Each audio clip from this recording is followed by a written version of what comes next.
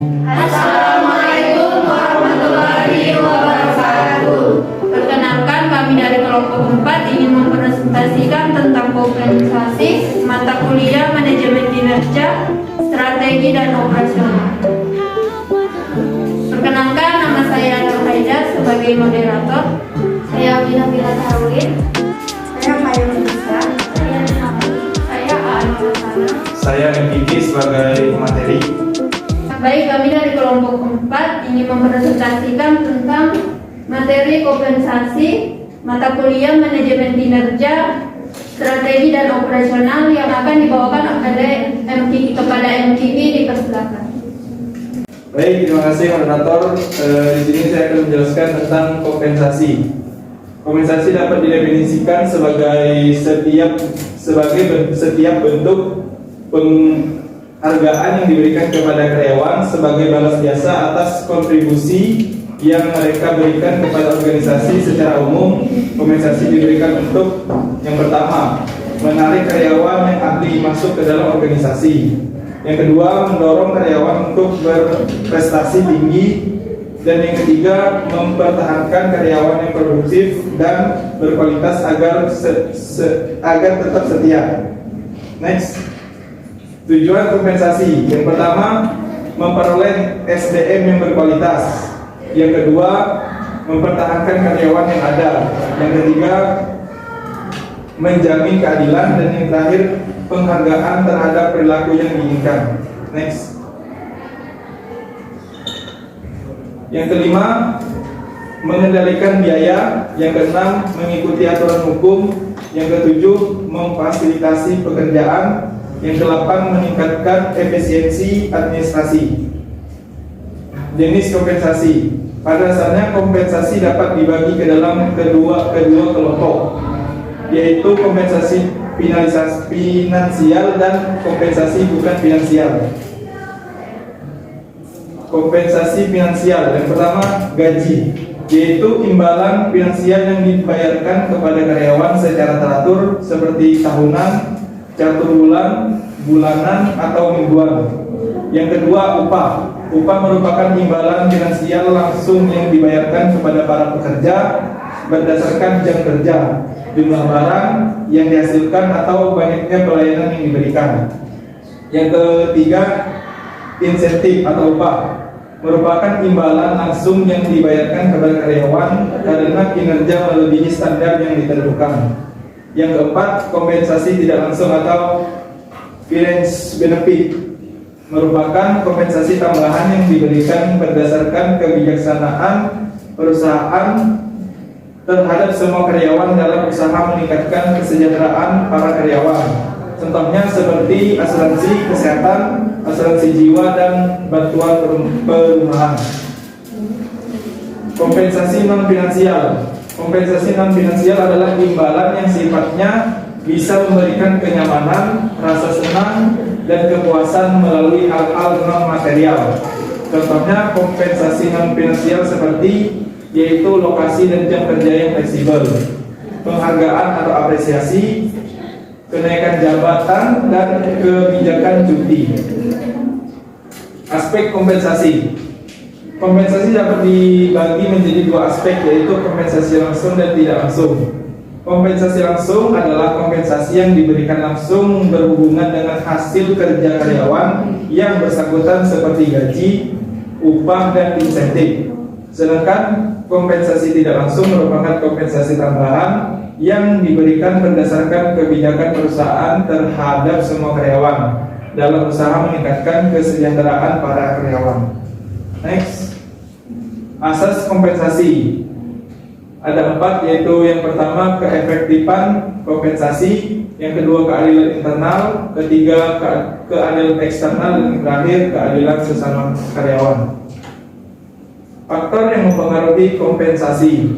Yang pertama, penawaran dan permintaan. Yang kedua, serikat pekerja. Yang ketiga, kemampuan untuk membayar. Keempat, produktivitas. Kelima, biaya hidup dan pemerintah. Proses penentuan kompensasi. Yang pertama, menyelenggarakan survei gaji. Yang kedua, menentukan nilai pekerjaan melalui evaluasi pekerjaan. Yang ketiga, mengelompokkan pekerjaan yang sama atau sejenis ke dalam tingkat yang sama. Keempat, meningkatkan harga tiap tingkatan gaji yang dengan menggunakan garis upah. Yang kelima, menyesuaikan tingkat upah dengan peraturan perundang-undangan yang berlaku, menjamin gaji layak dan wajar. Insentif. Pengertian. Insentif merupakan salah satu jenis penghargaan dalam bentuk uang yang dikaitkan dengan prestasi kerja. Menurut agensi teori insentif digunakan untuk mendorong karyawan dalam memperbaiki kualitas dan kuantitas hasil kerjanya. Fungsinya yaitu fungsi utama insentif adalah untuk memberikan tanggung jawab dan dorongan kepada karyawan. Insentif menjamin bahwa karyawan akan mengarahkan usahanya untuk mencapai tujuan. Berikut adalah daftar pustaka yang kami gunakan. Selanjutnya kepada teman-teman yang ingin bertanya, saya persilahkan. Baik, silakan. Oke, terima kasih kepada pemateri. Perkenalkan, nama saya Syaisa, perwakilan dari kelompok 6. Nah, di sini ada mengenai tadi dibahas mengenai asas kompensasi. Saya ingin pemateri menjelaskan bagaimana asas-asas ini saling terkait serta gambaran secara jelasnya di dalam dunia pekerjaan. Itu aja dari saya. Terima kasih. Baik, terima kasih. Pertanyaannya kami tampung terlebih dahulu. Kepada teman-teman yang lain, apakah ada pertanyaan? Baik, silakan. Baik, terima kasih. Perkenalkan, saya Munafik Indonesiani dari perwakilan kelompok 2. Tadi ada pemateri membahas mengenai faktor, mungkin bisa ditolong ya. Di sini kan ada dibahas mengenai faktor yang mempengaruhi kompensasi. Mungkin bisa dijelaskan mengenai poin-poin tersebut dan kenapa faktor ini dapat mempengaruhi kompensasi tersebut dalam pekerjaan. Mungkin sekian dari saya. Terima kasih. Baik, terima kasih. Kembali kami menampung pertanyaan yang sudah diberikan. Di sini kami membatasi hanya ada 3 pertanyaan, berarti tinggal 1 pertanyaan lagi. Kami persilakan kepada teman-teman. Baik, silakan. Perkenalkan, saya Jen Patricia dari kelompok 1. Saya ingin bertanya mengenai apakah ada pertimbangan dalam menetapkan kompensasi yang diterima untuk karyawan. Itu saja. Baik, terima kasih. Baik, terima kasih kepada teman-teman yang sudah bertanya. Ada 3 pertanyaan. Yang pertama dari Siti Aisyah. Pertanyaannya, dapatkah kelompok memberi gambaran atau penjelasan secara jelas tentang kompensasi? Yang kedua dari Elma, yaitu pertanyaannya, jelaskan faktor dan contoh kompensasi. Dan pertanyaan terakhir dari Jihan, apakah ada pertimbangan yang harus diperhatikan dalam menetapkan yang mestinya diterima oleh karyawan? Baik, di sini saya akan mencoba menjawab pertanyaan-pertanyaan tersebut. Yang pertama, pertanyaan dari Siti Aisyah. Dapatkah teman-teman memberikan gambaran secara jelas tentang kompensasi? Jawabannya, asas kompensasi adalah untuk memulihkan hak sebagai pegawai dalam kemampuan kependudukan, harkat dan martabatnya. Keefektifan kompensasi adalah kompensasi diberikan secara adil, seimbang, merata, dan sesuai dengan apa yang diberikan oleh karyawan kepada perusahaan tempat dia bekerja. Keefektifan tersebut juga melingkupi keadilan internal, yaitu seberapa adil tingkat pembayaran gaji bila dibandingkan dengan pekerjaan lain dalam perusahaan yang sama. Sedangkan keadilan eksternal adalah daya saing eksternal, yaitu kompensasi yang diberikan lebih bersaing dari perusahaan pesaing. Mungkin itu ya. Bagaimana? Tidak bisa, apakah bisa diterima atau ada yang ditambahkan? Saya sudah cukup, terima kasih. Terima kasih. Selanjutnya saya akan menjawab pertanyaan dari Elma. Pertanyaannya, jelaskan faktor dan contoh kompensasi. Baik, saya akan menjawab pertanyaan dari saudari Elma. Faktor-faktor yang mempengaruhi kompensasi. Yang pertama, penawaran dan permintaan biaya suatu perusahaan memberikan penawaran kepada karyawan, dan karyawan juga dapat meminta permintaan kepada perusahaan, begitupun sebaliknya. Yang kedua, serikat pekerja. Dilihat dari ketentuan perusahaan tentang serikat pekerja. Yang ketiga, produktivitas. Seperti pengertian kompensasi, yaitu semakin banyak produktivitas dan hasil dan yang dihasilkan, maka akan adanya pemberian kompensasi. Yang keempat, kemampuan untuk membayar dan biaya hidup pemerintah saling berkaitan, yang dimana perusahaan akan memberikan kompensasi jika perusahaan dapat membayar, dan perusahaan juga akan melihat dari segi hidup pemerintah. Mungkin itu saja jawaban dari saya. Apakah bisa diterima atau ingin ditambahkan? Baik, terima kasih. Ini sudah cukup jawaban. Terima kasih, Elma.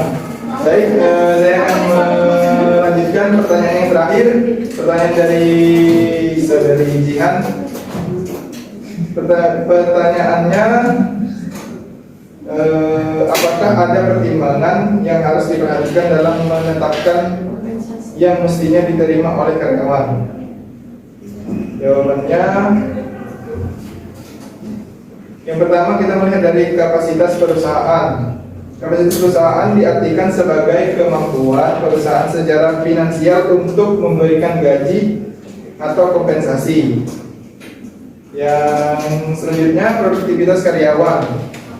Produktivitas karyawan juga menjadi faktor besar dalam penentuan kompensasi yang diterima. Semakin tinggi dan baik performa karyawan, maka perusahaan idealnya akan memberikan kompensasi yang sebanding sebagai bentuk apresiasi kepada karyawan. Selanjutnya, jabatan atau posisi. Keduanya berada pada tingkat yang berbeda. Tanggung jawab yang dimiliki keduanya juga berbeda bobotnya, sehingga upah dari kepala bagian tentu akan lebih besar daripada karyawan biasa. Selanjutnya, pengalaman kerja dan pendidikan. Ketika Anda memiliki karyawan dengan tingkat pendidikan S2 dan berada pada bidang keahliannya, tentu Anda akan memberikan kompensasi yang tinggi. Hal ini merupakan hal logis yang wajar dilakukan setiap perusahaan. Selanjutnya adalah jenis pekerjaan. Jenis pekerjaan yang tidak bisa dilepas dari risiko kerjanya. Secara ideal, pekerjaan dengan risiko besar, maka apresiasi atau gaji yang diberikan kepada karyawan tersebut maka sebanding.